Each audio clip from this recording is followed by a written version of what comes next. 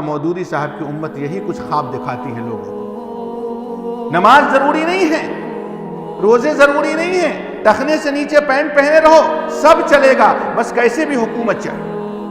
کبھی اسرائیل کے ساتھ سمجھوتا ہوتا ہے، کبھی اللہ رب العالمین کے بارے میں بکواس کی جاتی ہے، کبھی انبیاء کے بارے میں بکواس کی جاتی ہے، کبھی صحابہ کے بارے میں بکواس کی جاتی ہے۔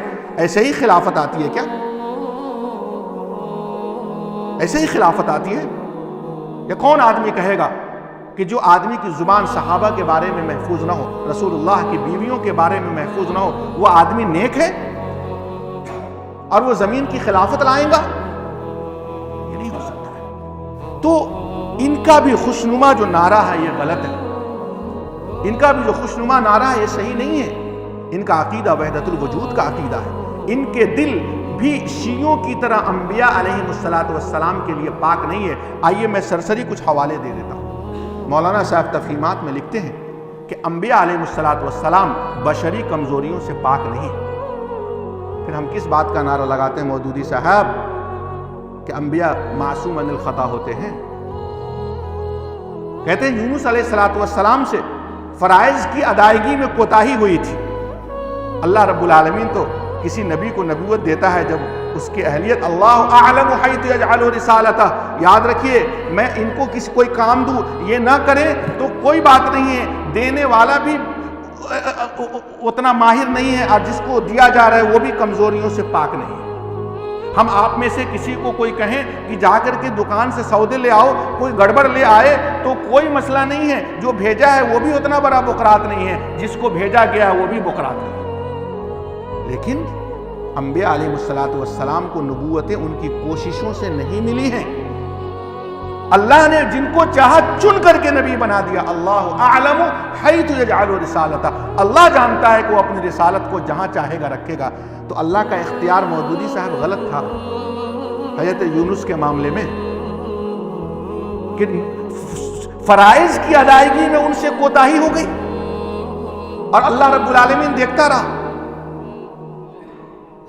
یہ تو قرآن کو جھٹلانا ہو۔ اور جناب محمد رسول اللہ صلی اللہ علیہ وسلم کے بارے میں آپ لکھ بیٹھے کہ 23 سالہ دور نبوت میں آپ سے جو کوتاہی ہوئی فرائض کی ادائیگی میں، کیا ہے یہ سب؟ آپ کا یہ خوشنما نعرہ نہیں چلے گا، سمجھے کہ نہیں؟ یہ تو انبیاء علیہ السلام کے بارے میں، صحابہ اکرام امہات المومنین کے بارے میں جو انہوں نے باتیں کہی ہیں، وہ اگر کہوں تو بہت بات لمبی ہو جائے گی۔ قرآن حکیم کے بارے میں شیعہ نے کہا کہ قرآن بدلا ہوا ہے، مودودی صاحب کہتے ہیں ان کے الفاظ بدلے ہوئے ہیں۔ ان کی کتاب ہے قرآن مجید کے 4 بنیادی اصطلاحات، اس میں لکھتے ہیں کہ ہر چیز کے معنی بدل دیے گئے۔ میں نے اسرین و غور کر کے تفسیریں لکھی، میں نے اسرین و تشریح لکھی۔ کیا ہے؟ جب قرآن مجید کے مفہوم بدل دیے گئے تھے تو آپ کہاں سے آئے لے کر کے؟ آپ کہاں سے ترجمہ کیا؟ تو ان سے بھی انبیاء علیہ السلام محفوظ نہیں ہیں۔ حضرت یوسف علیہ السلام کے بارے میں تفہیم القرآن میں لکھتے ہیں مولانا صاحب کہ وہ مصر کے سیاہ اور سفید دونوں کے مالک تھے اور ان کی حیثیت وہی تھی جو ایٹلی کے ماسولینی کی تھی۔ ایک نبی کو ایٹلی کے کافر ماسولینی سے تشبیہ دینا یہ کون سی شرافت ہے؟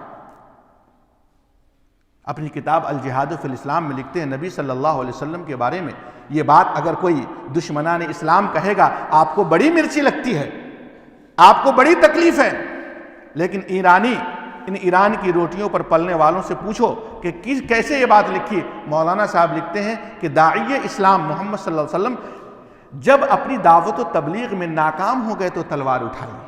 تو پھر برادران وطن اگر کہتے ہیں کہ اسلام تلوار کے زور سے پھیلا تو آپ کو مرچی کیوں؟ یہ درس تو آپ نے سنایا ہے ان کو،